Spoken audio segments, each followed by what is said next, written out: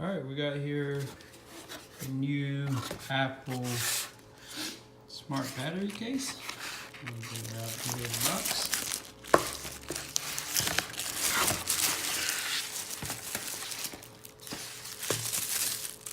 It's wrapped in this plastic.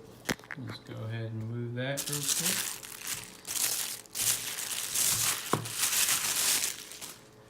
I end up getting the white one, so smart battery case.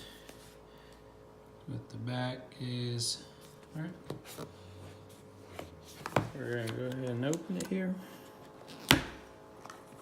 Pull it there, and it looks like you just pull it out. Alright.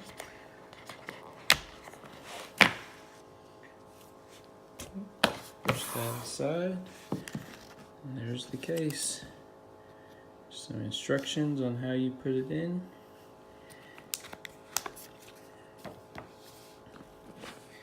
And if we look closely here, got 1369 milliamps. Alright.